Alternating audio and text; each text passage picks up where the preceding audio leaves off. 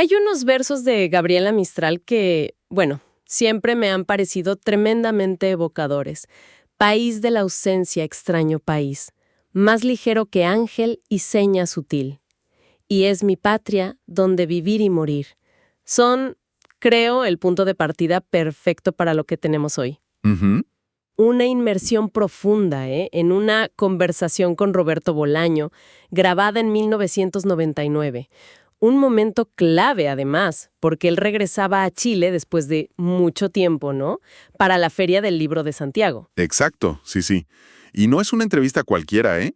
Es Bolaño en estado puro, reflexionando casi como en voz alta sobre temas que eran vitales para él. Claro. Tenemos aquí esta charla donde, bueno, navega por la poesía, esa fuerza casi motriz en su vida, la figura tan compleja del escritor, el exilio, por supuesto, la memoria, cómo se transforma con el tiempo, y su visión, siempre aguda, a veces polémica, de hacia dónde creía él que iba la literatura latinoamericana, justo ahí, al filo del nuevo siglo. Entonces, lo que buscamos con esta exploración es como sacar las pepitas de oro de esa conversación específica. Queremos entender a fondo esa conexión casi visceral de Bolaño con la poesía. Ujú. Esa idea suya del poeta adolescente frente al poeta adulto, su mirada tan descarnada, casi brutal podría decirse, pero con una extraña compasión sobre el oficio de escribir. Y claro, ¿qué le pedía él a la novela del futuro? Vamos a desempacar sus ideas clave tal como las expresó en ese momento, en el 99. Precisamente, no se trata solo de resumir, ¿verdad? Sino de conectar los puntos, de ver qué nos revelan esas palabras sobre su universo creativo en ese instante preciso. Es como tener una ventana directa a su pensamiento en 1999. Perfecto. Pues entremos de lleno. Como decíamos, la charla arranca con esos versos de Mistral sobre el país de la ausencia. Uno instintivamente lo asocia con el exilio, ¿no? Con la tierra que se pierde. Pero Bolaño, bueno, como era de esperar en él, lo lleva por otro lado, ¿verdad? Totalmente. O sea, lo primero que hace es desviar la interpretación más obvia. Él dice que ese país de la ausencia no le resuena tanto con la nostalgia del exiliado por el territorio físico que dejó atrás, Ajá. sino con algo mucho más profundo y, yo diría, universal, el país de la infancia. Su reflexión es que, tal vez, la distancia física, el hecho de no haberse quedado allí, permite que la visión de esa infancia que inevitablemente se corrompe, como él dice, bueno, que no sea tan dolorosa. Qué interesante eso. Es una idea muy particular. El exilio no solo como una condición geográfica, sino como un mecanismo psicológico que quizás atenúa el impacto de perder esa inocencia original. Me parece fascinante esa conexión entre ausencia y la infancia como ese territorio perdido, quizá idealizado. El entrevistador, de hecho, como que agarra el hilo y usa otros versos de Mistral con edades siempre sin edad feliz, para hablar de los personajes de Bolaño. Los ve como náufragos, un poco a la deriva. Y ahí Bolaño de nuevo hace una maniobra interesante, ¿no? Se apropia solo de una parte del verso, con edad de siempre. Ah, mira. Descarta activamente el sin edad feliz. Para él, esa sensación de tener edad de siempre no es algo negativo, ¿eh? No es una condena. Lo relaciona con algo más vital, con una especie de gozo físico, dice él, que se encuentra en el simple hecho de experimentar el paso del tiempo. Un gozo físico. Sí, y sugiere que esa experiencia, con los años, también se vuelve gozosa en sí misma. Es casi una celebración del transcurrir, ¿sabes? No como una pérdida constante, sino como una acumulación de vida, de experiencia. Eso nos lleva directamente al corazón de su relación con la literatura, la poesía. Él lo dice sin rodeos en la entrevista. Es una frase fuerte. Yo empecé escribiendo poesía a vida o muerte. Uf, sí. Suena casi a juramento de sangre, ¿no? Se percibe una admiración enorme por las vidas de ciertos poetas, esas existencias que él califica de desmesuradas y arriesgadas. Es que para él la poesía no era un género literario más, era una actitud vital, una forma de estar en el mundo. Pero lo curioso es que cuando le preguntan directamente ¿qué es la poesía?, suelta un no sé qué es poesía. Directo. Una honestidad brutal, ¿sí? Y a partir de ahí, construye su visión a través de sus referentes clave. Menciona a Rimbaud y Lautréamont como la encarnación misma de la poesía, pero la ve como un gesto adolescente. Un gesto adolescente. ¿Qué quiere decir con eso? Pues él lo explica como un gesto frágil, casi desesperado, de alguien que tiene muy poco, y lo apuesta todo a algo desconocido, a una visión, y que según Bolaño, casi siempre está destinado a perder. Es una mirada trágica, sí, pero también increíblemente romántica de ese primer impulso poético. Es potente esa imagen, del poeta adolescente, frágil y apostador. Y luego la contrasta con otra figura, Baudelaire. A él lo describe como el poeta adulto. Exacto. Baudelaire es la otra cara de la moneda. Es el maestro, el dueño de la técnica. Una roca, dice. Alguien fuerte. También innova, claro, pero lo hace desde un profundo sentido común literario, desde el dominio del oficio. Baudelaire no solo abre caminos, los pavimenta, como que deja las herramientas listas para los que vienen detrás. Es el arquitecto fundador de la modernidad poética, digamos. Entiendo. Y en ese panteón personal suyo, no puede faltar su gran referente chileno, Nicanor Parra. Incluso cita de memoria unos versos que le impactan mucho. Sí, los recuerda. He sido de comidas, y los ataúdes, y ataúdes, y ataúdes. Para Bolaño, la cosa es clara. La antipoesía de Parra, esa poesía que, recordemos, rechaza la grandilocuencia, usa un lenguaje directo, a veces irónico, casi prosaico, es en realidad poesía de la más pura. Vaya afirmación. Sí, es una afirmación que en su momento, y todavía hoy, pues, sacude un poco las clasificaciones académicas, ¿no? Le da la vuelta a la etiqueta completamente. Hablando de experiencias límite, de intensidad, la conversación también toca el tema del éxtasis en la literatura. Esa búsqueda de una intensidad suprema que a menudo se asocia con la creación, sobre todo la poética. Bolaño se muestra muy escéptico con esa idea, al menos en su manifestación más literal. Dice que el éxtasis de verdad, el que te consume, quema, y que es algo casi insoportable. Como que insinúa que la mayoría de los escritores apenas si rozan su sombra. Y aquí lanza una de sus ideas más provocadoras, y que seguro generó debate en su día. Él cree que la mejor poesía del siglo XX, la que de verdad exploró los límites del lenguaje y la experiencia, no se encuentra tanto en los libros de poemas, sino en la prosa. Eso es fuerte. ¿Y menciona a alguien en particular? Nombra a los gigantes. Joyce, Proust, Faulkner. Dice que ellos han tensado el arco del lenguaje mucho más que la poesía de su tiempo. Que en sus novelas hay una exploración de la conciencia, del tiempo, de la estructura. Que la poesía contemporánea, según su lectura, claro, no había logrado igualar en intensidad o ambición. Es una perspectiva que obliga a repensar las fronteras, ¿no? Totalmente. ¿Y esa intensidad que él buscaba en la prosa no se refleja también en los personajes que pueblan sus propias novelas? Pienso inevitablemente en Ulises Lima, de Los Detectives Salvajes. Un personaje casi legendario, un poeta errante. Absolutamente. Y en la entrevista, Bolaño revela algo muy personal, muy íntimo. Ulises Lima está directamente inspirado en Mario Santiago Papasquiaro, poeta mexicano y su mejor amigo, que había fallecido poco tiempo antes. Ah, claro. Lo describe con una mezcla de cariño y asombro. Un ser extrañísimo, dice. Un lector empedernido, casi compulsivo.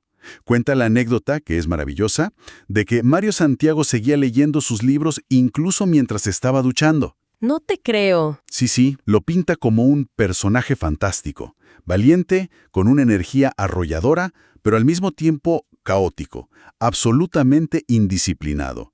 Hasta confiesa que él mismo, Bolaño, a veces tenía que reescribir o terminar las crónicas periodísticas que Mario Santiago dejaba a medias.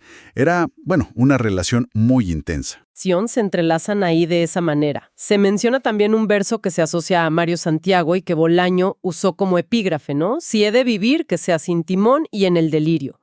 Aunque luego matiza que quizás el verso no era suyo, sino de otro poeta, Gilberto Owen.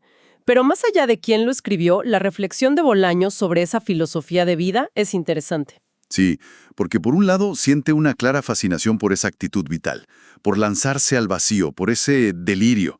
Pero por otro, desde la perspectiva del amigo, ¿no? Del afecto, dice algo así como, se puede vivir así, sí, pero no es recomendable. Hay una tensión ahí entre la admiración por el gesto radical Y la conciencia del coste humano que puede tener eso. Y esa fascinación por los que viven sin timón y en el delirio no conecta de alguna manera con los personajes de su libro La literatura nazi en América. Esos escritores ficticios, a menudo marginales, patéticos, incluso moralmente, reprobables. Él mismo hace esa conexión en la entrevista, sí. Explica que esos personajes, que tanto desconcierto causaron sobre todo en Europa, eran para él una metáfora. ¿De qué? Del oficio de escribir en sí mismo. Ah, mira tú. Un oficio que él describe sin piedad como bastante miserable, lleno de gente, dice, convencida de su propia genialidad, sin tener a menudo razones para ello, lo que llama una paradoja bestial. Duro. Muy duro. Pero, y aquí está la clave, siente simpatía por ellos. No por sus ideas fascistas o deleznables, eso lo aclara muy bien, sino porque encarnan la locura cotidiana, la fragilidad humana, y a su extraña manera, incluso cierta nobleza en su empecinamiento. Es una mirada muy compleja. Critica ferozmente la soberbia y la ignorancia bestial que ve en muchos escritores que se creen eternos, pero a la vez muestra compasión por la condición humana que hay detrás de esa máscara. Es una visión muy particular del mundillo literario. Sí, cambiando un poco de tercio, hablemos de la novela como forma. En su momento, fue casi inevitable que se comparara a Los detectives salvajes con Rayuela, de Cortázar, ¿no? Claro. Ambas vistas como novelas que marcaban una generación, que proponían juegos estructurales, que hablaban de juventud, de búsqueda. Admite que con Los detectives intentó explorar nuevas estructuras y juegos narrativos, y aprovecha para reflexionar sobre algo que le preocupaba. El desafío de escribir novelas largas, ambiciosas en estructura, en un mundo cada vez más rápido, más fragmentado. ¿Por qué embarcarse en algo así? Para él, la extensión no era un capricho, sino una necesidad impuesta por la propia estructura que había diseñado. Pero la pregunta de fondo, la que siempre vuelve, es ¿por qué escribir? Más allá de la forma o la longitud. Dentro de esa reflexión sobre la novela surge también la polémica frase atribuida a Borges sobre que el español era supuestamente un idioma menos apto para la gran narrativa que, por ejemplo, el inglés. Una idea que ha coleado mucho tiempo. Sí. Y Bolaño no puede estar más en desacuerdo. Sale en defensa apasionada del español. Cita a Quevedo como ejemplo de pura fuerza idiomática, justo lo contrario de lo que Borges parecía sugerir. Claro. Reconoce que sí, que quizás hay una tendencia histórica en la literatura en español hacia la floritura, a cierto barroquismo ornamental, pero argumenta, con toda razón, que eso no es una limitación inherente del idioma. Tenemos autores como Rulfo o Monterroso, que son maestros de la concisión más absoluta. Exacto. Y otros, como García Márquez, que manejan esa supuesta floritura con una maestría deslumbrante, convirtiéndola en parte esencial de su poder narrativo. Para Bolaño, el problema que quizás veía Borges no estaba en la capacidad del idioma para contar historias, sino en un cierto vicio en algunos autores por el adorno innecesario, por la retórica vacía. Y partiendo de esa defensa del idioma y de la necesidad de estructuras complejas, Bolaño lanza una crítica bastante directa a cierto tipo de narrativa que él consideraba ya superada en ese momento, a finales de los 90. Sí, es bastante claro al respecto. Considera acabada, estilísticamente agotada, la novela que se apoya únicamente en el argumento lineal. Ajá. La que no se complica la vida con estructuras complejas, la que renuncia al juego con el lenguaje o la forma, la que no incorpora múltiples voces o perspectivas. Ese modelo, dice, pertenece más al siglo XIX. O en el contexto latinoamericano quedó atrás después de obras que rompieron moldes, como Sobre héroes y tumbas de Sábato o La invención de Morel de Bioy Casares. Menciona esas como puntos de inflexión. Entiendo. Entonces, ¿cómo debía ser la novela que viene según su visión en ese momento, en el 99? Tenía que ser ambiciosa. Tenía que evitar a toda costa repetir las fórmulas que ya habían explorado y agotado, según él, los autores del boom latinoamericano. Esa generación dorada de García Márquez, Vargas Llosa, Fuentes, etc. Debía rechazar el camino fácil, la mera anécdota. Y sobre todo, debía ser polifónica. Es decir, debía construirse a partir de múltiples voces, múltiples miradas, reflejando la complejidad del mundo contemporáneo. Pero ojo, Bolaño era reacio a teorizar demasiado. No daba recetas. No, para nada. En lugar de eso, prefería recomendar lecturas. y menciona a varios autores que, para él, estaban abriendo esos nuevos caminos en ese momento. Juan Villoro, Rodrigo Rey Rosa, César Aira, Javier Marías, Enrique Vila Matas, escritores que estaban experimentando, buscando, arriesgando. Su consejo era, léanlos a ellos. La entrevista está, además, salpicada de anécdotas que son como pequeñas ventanas a su vida y a su forma de entender la literatura. Una que me parece especialmente reveladora es la que cuenta sobre el origen de su cuento Sensini. Es una historia extraordinaria, sí, y muy conmovedora. Cuenta que el cuento está inspirado en la figura real de Antonio Di Benedetto, un escritor argentino inmenso, autor de Sama, una obra maestra. Sí, claro. Pero que en una época pasó por grandes dificultades económicas en España y se veía obligado a presentarse a concursos literarios de poca monta para sobrevivir. Qué duro. Durísimo. Y Bolaño coincidió con él en uno de esos concursos. Di Benedetto ganó una mención, Bolaño otra. Y eso le produjo un shock. ¿Cómo es posible que un escritor de esta categoría esté participando en esto, casi clandestinamente? El cuento Sensini toma esa anécdota real, esa relación epistolar entre dos escritores que se conocen a través de concursos, pero la lleva un paso más allá. ¿Cómo? La apuesta literaria que se narra en el cuento termina cumpliéndose no solo en la ficción, sino que el propio cuento ganó un premio real después. Es como si la literatura invadiera la vida en un gesto que recuerda mucho a los juegos de Georges Perec, ¿no? Sacando la literatura del libro para intervenir en la realidad misma. Es fascinante cómo convierte una experiencia personal que debió ser dolorosa, ver a un maestro en apuros, en un juego metaliterario que además tiene consecuencias reales. Hay otra anécdota, quizá un poco más ligera, sobre su época de ladrón de libros en México. Sí, y le quita todo el dramatismo o la carga romántica que a veces se le pone a eso. Lo cuenta casi como una travesura juvenil fallida. Ah, sí. Dice que no era un acto de devoción literaria ni una protesta antisistema, sino pura y simple necesidad mezclada con timidez. Veía cómo las bibliotecas de sus amigos crecían y la suya no, y era demasiado tímido para pedir prestado. Entiendo. Así que lo intentó un par de veces, pero le fue fatal. Se ponía muy nervioso, lo pillaron y lo dejó. Lo ve como algo bastante común entre lectores jóvenes muy apasionados, una especie de rito de paso fallido. Nada de mitología aquí, ¿eh? Pura torpeza juvenil. Desmitificando un poco. Y para terminar con las anécdotas personales, pero esta de un calado mucho más profundo, está la historia de su relación por carta con Enrique Lihn, otro poeta chileno fundamental para él. Este es quizá el momento más emotivo de toda la entrevista. Bolaño cuenta que le escribió a Lihn desde España en un periodo personal muy oscuro, sintiéndose completamente aislado, viviendo en una casa que describe con una crudeza terrible, como la casa ideal para suicidarse. Uf. Le escribió sin ninguna esperanza real de recibir respuesta, casi como quien lanza una botella al mar.